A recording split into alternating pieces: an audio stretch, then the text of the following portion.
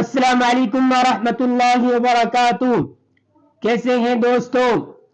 آج ہم اس ویڈیو میں چندریان 3 کو لے کر ایک بہت ہی اہم معلومات آپ کے سامنے رکھنے والے ہیں۔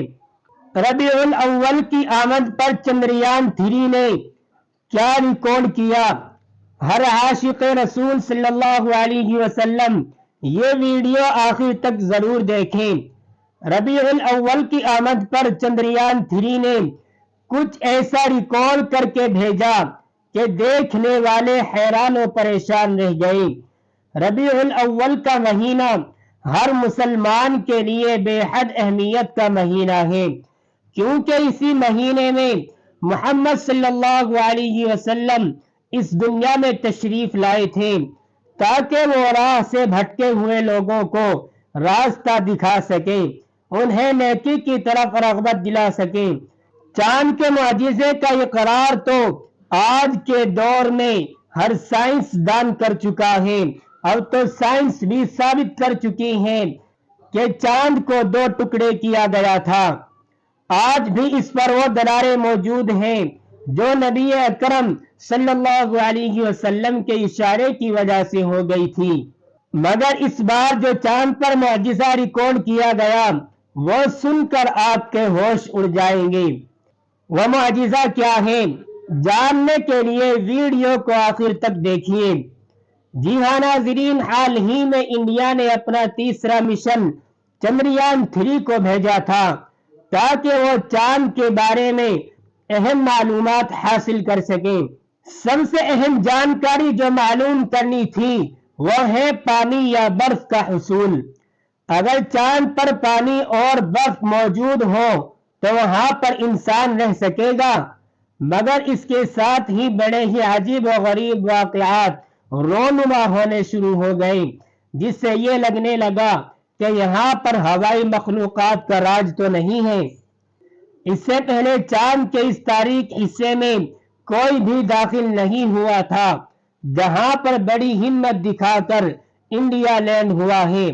جیسے جیسے خلا اور چاند کے حالات و واقعات کا جائزہ لیا جا رہا ہے تو چندریان 3 سے تصاویر بنا کر اسرو کو بھیجی جا رہی ہیں۔ دوستو، ابھی تک چندریان 3 کے ساتھ جانے والے سائنسدان وکرم لینڈر کا چاند کے بارے میں مزید معلومات اکٹھا کرنا جاری ہے کہ تبھی جیسے ہی ربیع الاول کا مہینہ شروع ہوا تو چاند پر بڑی ہی عجیب و غریب فضا رونما ہوئی تھی۔ وکرم لینڈر نے اس روز جب چاند کی فوٹیج بھیجی تو ان کا کہنا تھا کہ چاند پر اچانک عجیب و غریب دھواں اٹھنے لگا تھا۔ وہ دھواں بادلوں کی طرح کا تھا، ایسا لگتا تھا جیسے بادل چاند کی سطح کے انتہائی قریب اڑ رہے ہوں۔ انہیں یہ بات بڑی ہی عجیب لگی کیونکہ وہ اتنے ہفتوں سے چاند پر موجود تھے، مگر ابھی تک انہوں نے ایسا چاند پر کچھ بھی نہیں دیکھا تھا۔ وہ اپنے کیمرے سے سائنسی آلات استعمال کر کے وہ سارا منظر ریکارڈ کرنے لگے۔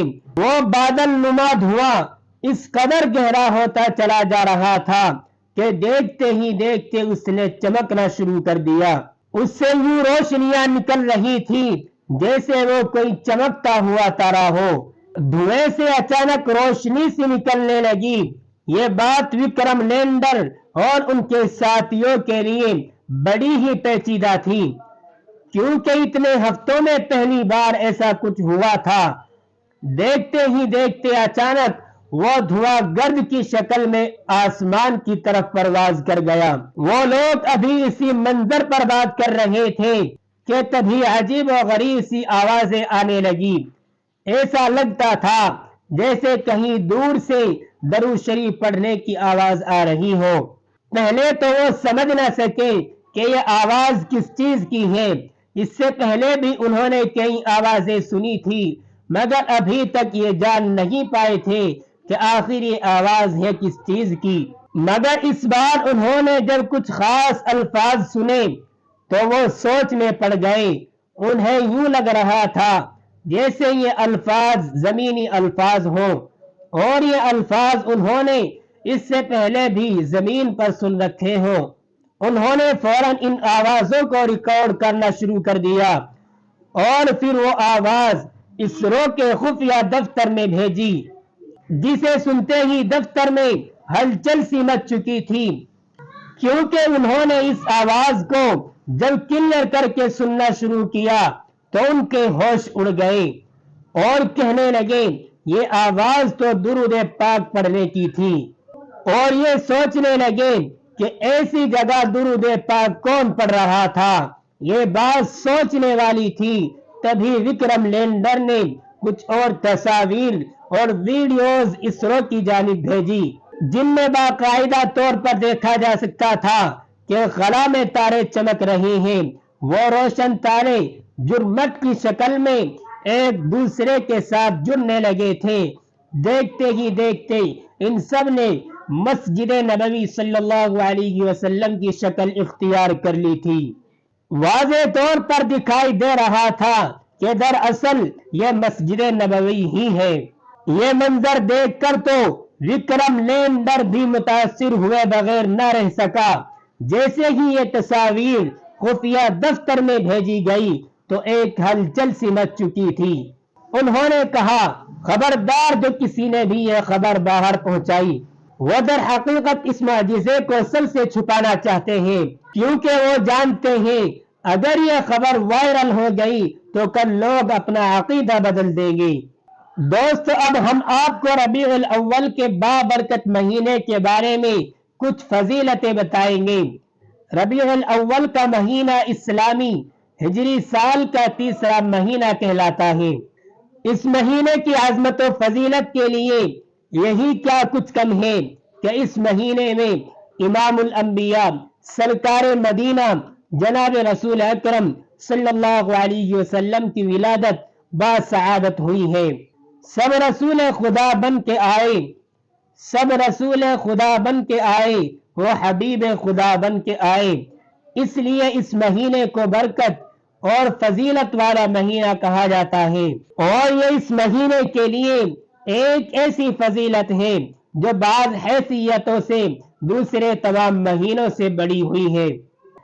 لہذا اس مہینے کی تعظیم اور اس کا خوب اہتمام کرنا چاہیے، جس کا طریقہ یہ ہے کہ ہر عمل، عقائد و عبادات، اخلاق و معاملات، ان سب میں حضور اکرم صلی اللہ علیہ وسلم کی اتباع کا کامل اہتمام کیا جائے، اپنے عقائد اور اعمال کی اصلاح کی جائے، شرک و بدعت سے بچا جائے۔